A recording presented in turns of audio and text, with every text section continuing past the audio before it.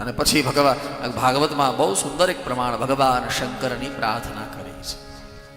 ભગવાન શંકર એને વિનિવ્યા અને આ જગતમાં છે ને તુરંતમાં તુરંત પ્રસન્ન થનારો દેવ હોય તો એ ભોળોનાથ છે. હા, બીજા બધાના દરબારમાં તો સર્ટિફિકેટ જોવાય, બીજા બધાના દરબારમાં તો તમારી લાયકાત જોવાય. આ ભોળાનાથનો દરબાર એક એવો છે કે આવ્યો નથી કે દીધું નથી, આવ્યો નથી કે દીધું નથી, આવ્યો નથી કે દીધું નથી. મને પાછો તમારો શબ્દ યાદ આવ્યો. હા, કે એ તો બાપ છે, એ તો બાપ છે. હા,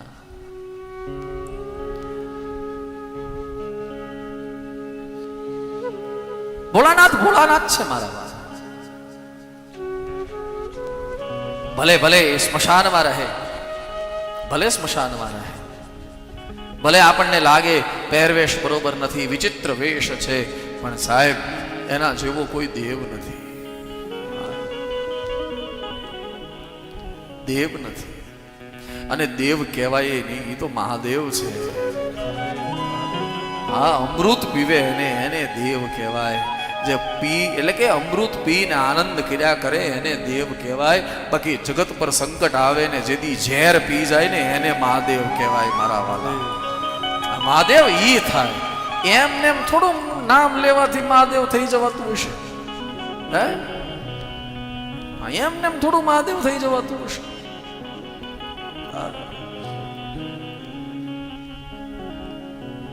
અષ્ટ સિદ્ધિ જેના આંગણામાં, આપણી ભાષામાં કહું તો વાસિંદુ કરે છે, વાસિંદા કરે. અષ્ટ સિદ્ધિ અણીમાં, લખીમાં, ગરીમાં જેટલી 8 સિદ્ધિઓ છે, વશિત્વ, બધી જ જે સિદ્ધિઓ છે જેના આંગણામાં રોજ હવારે હાવણની લઈને વાળવા જાય, એ મારો મહાદેવ છે. એ તો મંગળ વેશધારી છે, વિકટ વેશ ધારણ કરે. બાકી મહાદેવજી મહાદેવજી છે. હું જો દશરથજીએ, ભગવાનના પિતા દશરથજીએ આખી જિંદગી પૂજા કોની કરી? શ્રીરંગની. દશરથજીના કુળદેવ કોણ છે? શ્રીરંગ, રંગ ભગવાન. ભગવાન નારાયણનું જ એક રંગ ભગવાન.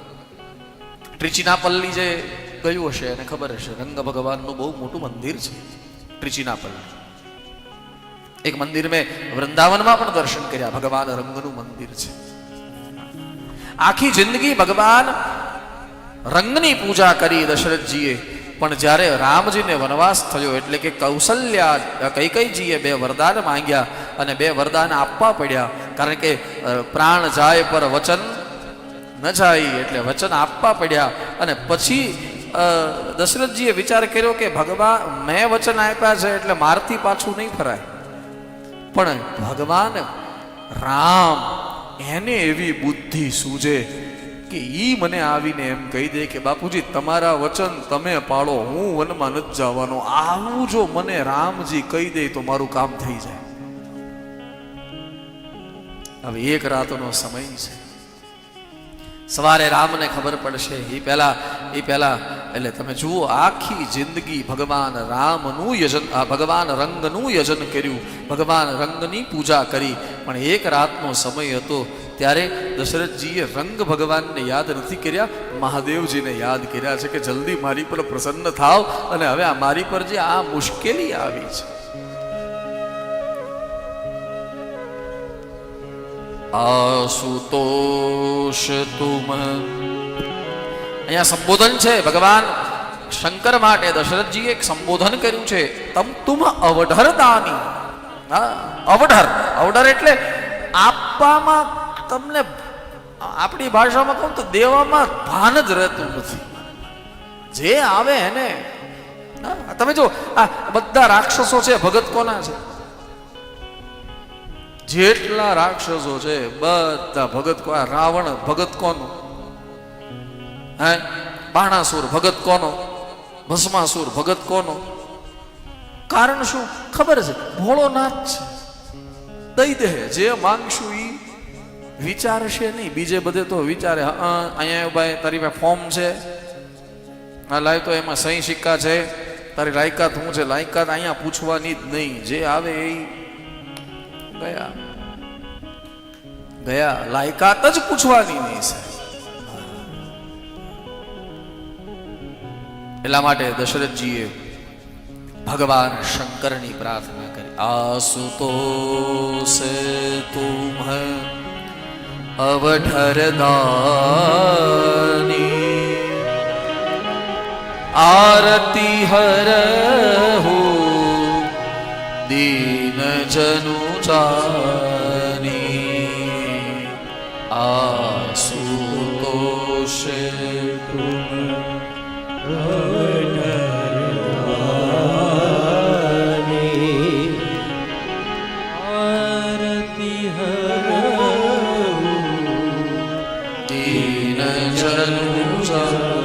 દીન જનુ જાની. મારાથી દીન આ જગતમાં કોણ છે? આરતીનો અર્થ થાય દુઃખ. મારી પર એવું દુઃખ પડ્યું છે, દશરથજી કહે છે, અને હું અત્યારે દીન થઈ ગયો. વિચાર કરો, અવધ ભુવાલ, અવધના રાજા દશરથ પોતે એમ કહે કે હું અત્યારે ગરીબ ભિખારી થઈ ગયો, ગરીબ થઈ ગયો છું. હે આરતી હરહુ દીન જનુ જાની. કારણ તુરંત પ્રસન્ન થનારા કોઈ દેવ હોય ને તો એ મહાદેવ છે.